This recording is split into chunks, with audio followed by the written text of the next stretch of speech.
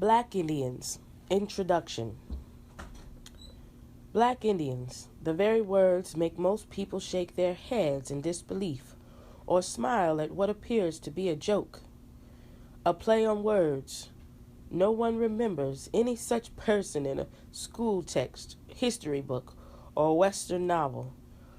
None ever appeared. Yet they lived and roamed all over the Americas. Their story began with the first European landings in the New World. Questionable. Reached from New England to Brazil and continues today. The number of Afro-Americans with an Indian ancestor was once estimated at about 1/3 of the total. In Latin America, the percentage is much higher. This means that an important page in history has been missing. 3 great races, red, white, and black, built the Americas together. Their contributions and their interrelationships have filled libraries with scholarly studies, history texts, and novels. The relationship between Europeans and Native Americans and between Europeans and Africans have been thoroughly studied, but one relationship has not. Conspicuously enough, by its neglect, is the relationship on this soil between red and black people. In 1920, historian Carter G. Woodson called it one of the longest unwritten chapters in the history of the United States. He wondered if Africans did not find among Indians one of their means to escape from slavery. Dr. Woodson's chapter still remains unwritten, his escape theory hardly explored. This book means to tackle both the chapter and the theory. Black Indians, like other Afro-Americans, have been treated by the writers of history as invisible. Their contributions were denied or handed to others. Where mentioned, their role has been distorted. For example, The Negro Cowboys by Durham and Jones, an otherwise objective study called black people who joined the Indians renegades, a terrifying term borrowed from Hollywood westerns to describe vicious killers. The Negro Cowboys also declares for every Negro renegade who joined against the white man, a company of Negro soldiers fought the Indians. This single sentence mangles some important history. It understates the number of black Indians by hundreds of thousands.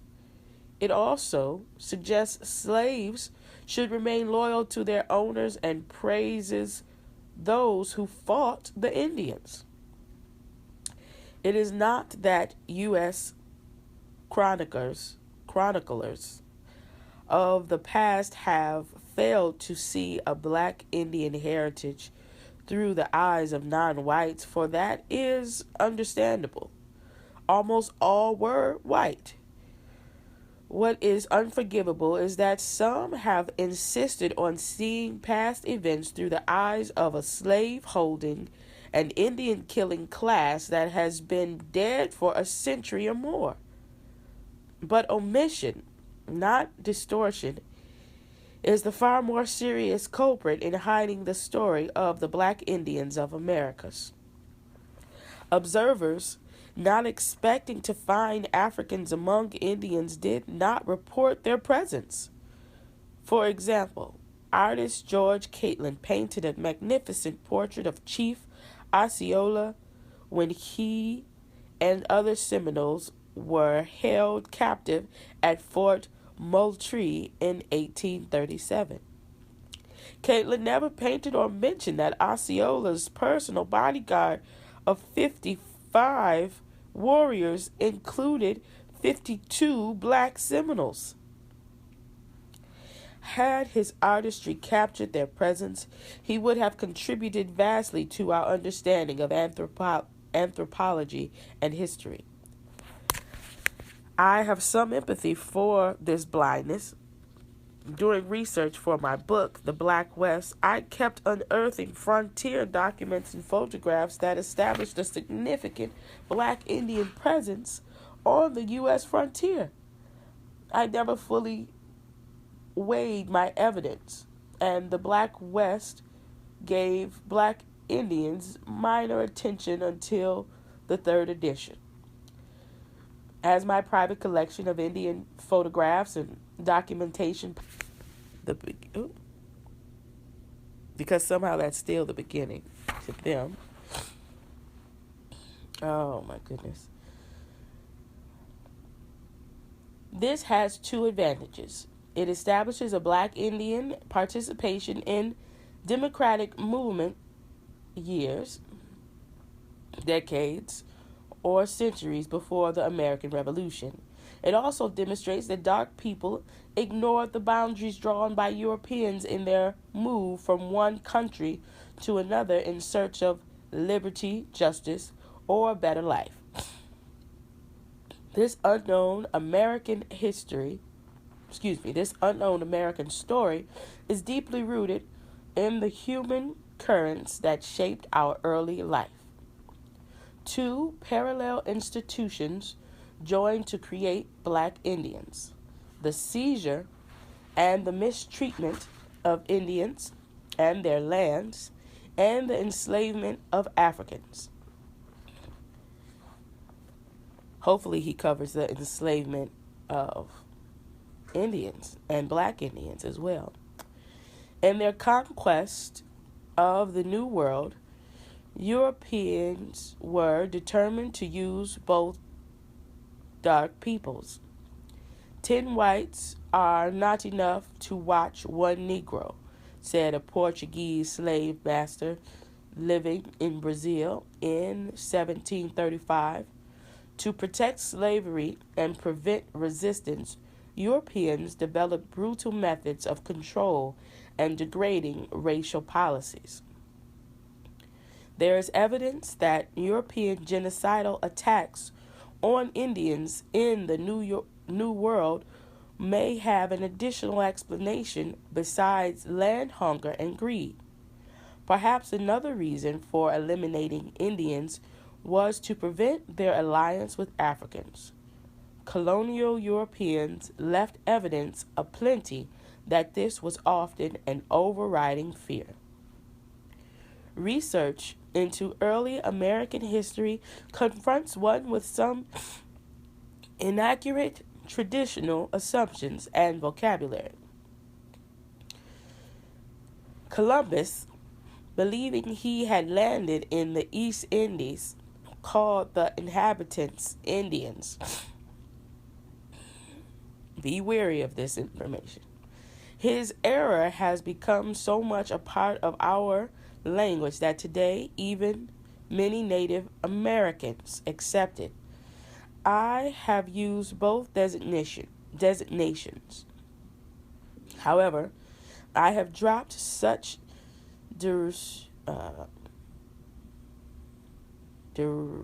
derisive terms as half-breed, derogatory terms as half-breed, renegade, and tribe in characterizing Native Americans and Africans. If Europeans came from nations, so too did non-whites. I have defined Black Indians as people who have a dual ancestry, or Black people who have lived for some time with Native Americans.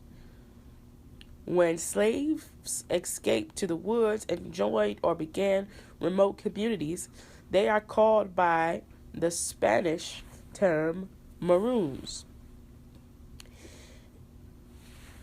In discussing the time when most foreigners in the Americas came from either Europe or Africa, I have used such words as Spaniard or African, when it is clear they were born in the Western Hemisphere, I then use such terms as white, black, or Afro-American.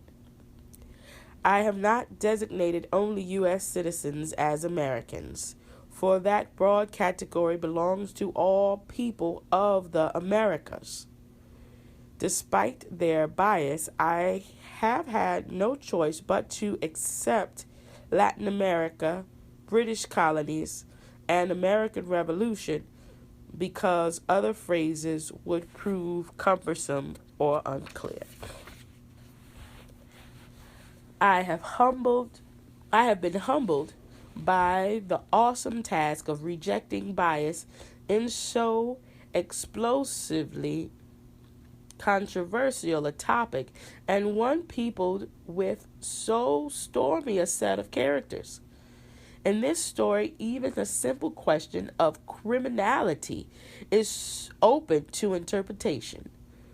Were those who escaped slavery seeking freedom or breaking the law? Were black Indian maroon settlements havens or self-determination or conspiracies against the European state? One solution I have adopted has been to offer eyewitness accounts and to see that the neglected views of Africans and Native Americans are presented. I have never sought a bland neutrality and have consoled myself that unbiased history has yet to be written in our world. This is a labor of love that has introduced me to many exciting Americans it would have been interesting to meet. I have tried hard to balance opinions, present contrasting views, manage personal feelings, and uncover some truths. This is a subject that deserves further investigation and synthesis. Clearly, people and events described in one chapter or even a part of one deserve far greater study. If this effort contributes to those ends, a personal goal would have been reached. William Loren Katz.